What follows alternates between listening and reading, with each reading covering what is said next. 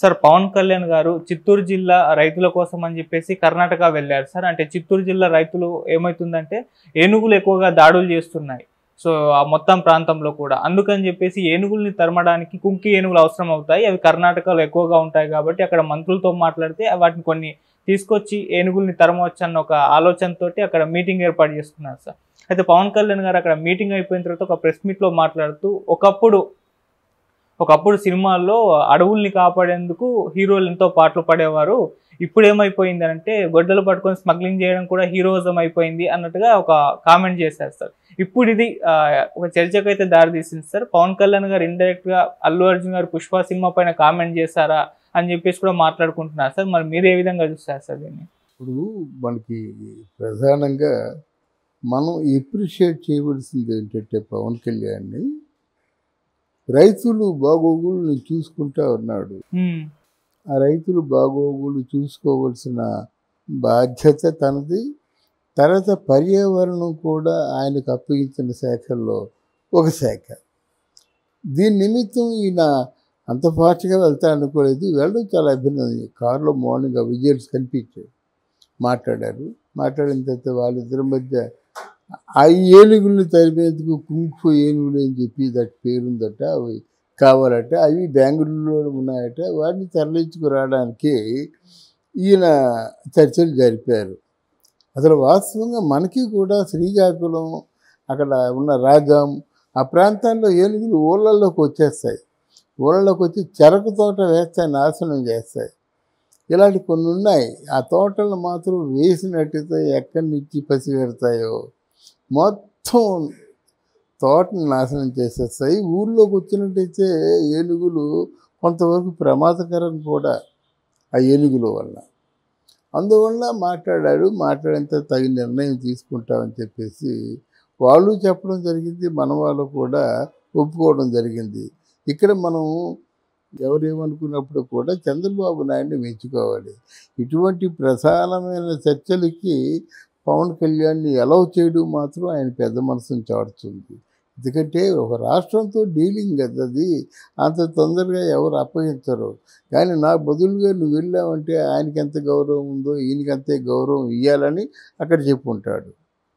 తర్వాత ఏంటంటే సంబంధిత శాఖ కనుక ఆ పర్యావరణంలో మొట్టమొదటి చేపట్టినటువంటి కార్యక్రమంగా మనం తీసుకోవచ్చు. తగిన జాగ్రత్తలు కూడా ఆంధ్రదేశంలో తీసుకొస్తారు. అక్కడి నుంచి కుంఫు ఏనుగులు ఉన్నట్టు రప్పిస్తారు, భద్రతగా ఉంటారు. ఇక్కడ నాయకులు ఆలోచించవలసింది ఏంటంటే మనం మనం మనం మనం కొనుక్కున్న స్థలాల్లోనూ మనం ఉంటున్నాం, వాళ్ళు ఉన్న స్థలాన్ని మనమే కొనుక్కుంటున్నాం. అసలు వాడి స్థలం లేకుండా అయిపోయింది. వాళ్ళు ఎందుకు ప్రజల్లోకి వచ్చేస్తున్నారన్నమాట. వాళ్ళు మన స్థలాన్ని ఆక్రమించలేదు. బాగా ఆలోచించండి. ఆ ఏనుగులు మన స్థలాన్ని ఆక్రమించలేదు, వాళ్ళ స్థలంలోకి మనం వెళ్ళిపోతున్నాం.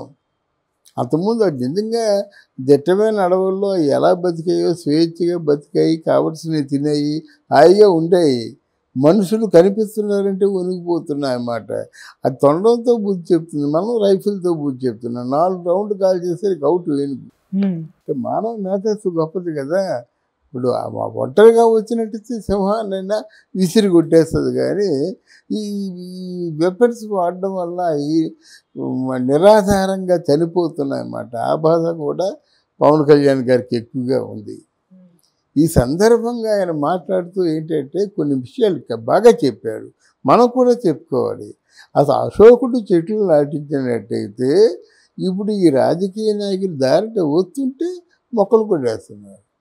ఆ మొక్కలే కదా, కొండల్లో ఉన్న మొక్కల్ని కూడా కొట్టేసి బోడి చేయిస్తున్నారు. బోరుగుండులాగా కొండ మీద పెరుగుతున్న మొక్కలు ఎంత అందంగా ఉంటాయి. కొండకి అందం కదా. ఆ కొండ మీద ముక్కుమలు తెవాచి పరిచినట్టుగా ఉన్నటువంటి ఆ మొక్కల్ని అన్నింటినీ కొట్టేస్తున్నారు, చెట్లు కొట్టేస్తున్నారు అన్నమాట. అదొక చాలా గొప్ప బాధ అందరిలో ఉంది, ఆయనలో కూడా ఉంది మాట. మామూలుగా ఆయన ఒక మాట, ఆయన ఆవేశంతో మాట్లాడతారు కదా. మొక్కల్ని అంత పూర్వం ఉన్నటువంటి హీరోలు, నాగేశ్వరరావు కూడా కొన్ని సినిమాల్లో చేశాడు, గొడ్డలతో వెళ్ళి చేయడం అంతా చేశాడు. సతీ సావిత్రి అదే కదా, గొడ్డలతో వెళ్ళి ఆ గొడ్డలతో కొట్టబోతుండగా ఆయన ప్రాణం పోతుంది. అలాగే ఎన్టీ రామారావు గారు ఎన్ని సినిమాల్లో చేశారో, అంటే అడవికి ఆయన రాజులాగా ఉండేవాడు అన్నమాట. అడవికి ఒక రాజులాగా సంరక్షించేవాడు ఎన్టీ రామారావు గారు. అటువంటి పాత్రల్లోనే నటించాడు. ఆ, ఈ ఎవరు రాజకుమార్ గారు, విష్ణువర్ధన్ గారు, వీళ్ళందరూ అంటే కన్నడ సూపర్ హీరోస్ వీళ్ళే. రాజకుమార్, విష్ణువర్ధన్, అంబరీష్. అయితే వీళ్ళు కూడా ఆ పాత్రలో నటించారు. అంతకుముందు మలయాళంలో ప్రేమ నజీర్ ఉన్నాడు. ఆ ప్రేమ నజీర్ తర్వాత ఏమో జై, మమ్ముట్టి, మోహన్ లాల్, వీళ్ళు కూడా ఇప్పుడు కూడా పర్యావరణంని ఏదైనా దాన్ని దెబ్బతీసే విధంగా షూటింగ్లో కూడా వాళ్ళు వాడుకోలేదు.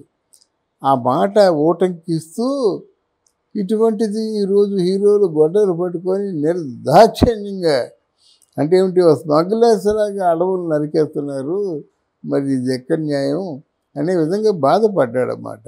అంతే కదా, తిరుపతి అడవుల్లో ఎర్రచందనం ఎంత దోపిడీ అయిపోతుందండి. అది దేవుడి డబ్బండి అది. అది కాబట్టి ఎర్రచందనం దొరకదు, చాలా విలువైంది.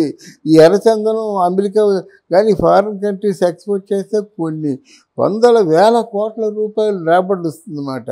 ఆ వేల కోట్ల రూపాయలు రాబడి రావడానికి కారణంగా వీళ్ళు దొంగదాటిగా రాత్రి బావులు చెట్లు కొట్టేస్తున్నారు. చెట్లు కొట్టినప్పుడేమో అడవుల్లో మంటలు వేస్తారు. అప్పుడేమో చిన్న చితగా ఆ పుల్లులు ఎన్ని కూడా బయటికి పారిపోతాయి. అవి రోడ్డు మీదకి వస్తాయి. వచ్చేవాళ్ళు అమాంతంగా ఆకలితో ఉంటాయేమో అందుకుంటాయి. ఈ తిరుమల తిరుపతి దేవస్థానం వాళ్ళు ఈ మాత్రం కర్రిస్తారు రక్షించుకోమని. ఇదంతా హాస్యాస్పదంగా లేదు. అందుకనే పవన్ కళ్యాణ్ ఆ విధంగా అన్నాడు. అయితే ఇక్కడ ఈ మాట ఏమైపోయిందంటే, ఈ మరి గొడ్డలతో అడవులు లాగే నరికి స్మగ్లింగ్ చేసేవాడు ఎవరంటే మరి పుష్పలో అల్లు అర్జునే కదా. చాలా తమాషాగా సున్నితంగా నవ్వుతూ అంటించాడు పవన్ కళ్యాణ్ అన్నది ట్రోల్ అయిపోద్ది. ఇది రేపటికి చాలా ఉద్దేశంగా మారిపోద్ది అన్నమాట. దీని మీద బన్నీ అభిమానులందరూ కూడా తిరుగుబాటు. దానికి ఇంకా మళ్ళీ ఇంకొకటి ఏదో రిపోర్ట్ ఇవ్వడం, ఎవరు నాగబాబు లాంటి వాళ్ళు సపోర్ట్ ఇవ్వడం, కడుపు పంటి కొద్దిగా గట్టిగా మాట్లాడితే వాళ్ళు ఇంకా దీన్ని ఇష్యూ చేసేస్తారన్నమాట ఇది. బట్ ఏమన్నప్పుడు కూడా పవన్ కళ్యాణ్ మాటల్ని నేను సమర్థిస్తాను. అడవులు నరకూడదండి, చెట్లు నరకూడదండి, అది ప్రకృతి అండి. రూపాయి మన దగ్గర నుంచి తీసుకోకుండా మనం నీడిస్తుంది. రూపాయి మన దగ్గర తీసుకోకుండా మనకి పళ్ళు ఇస్తుంది. మీరు కోసుకున్నా ఊరుకుంటుంది, నేను కోసుకున్నా ఊరుకుంటుంది అన్నమాట. అడవులో నివసించేటువంటి ఆటవిక గ్రామాలకి సగం ఆహారం ప్రకృతే రూపాయి తీసుకోకుండా ఇస్తుంది కదా. వాటిని నరికేయడం ఏంటండి? జగదీష్ చంద్ర ప్రసాద్ అనే ఒక సైంటిస్ట్ ఉన్నాడు, జీవశాస్త్రవేత్త. వాడు మొక్కలకి ప్రాణం ఉన్నాయని నిరూపించాడు. మొక్కలు సంగమించుకుంటే మొక్కల ప్రాణం ఉన్నాయి, మొక్కలు ఆలోచించుకుంటే మొక్కలు జీవిస్తాయి అని చెప్పాడు.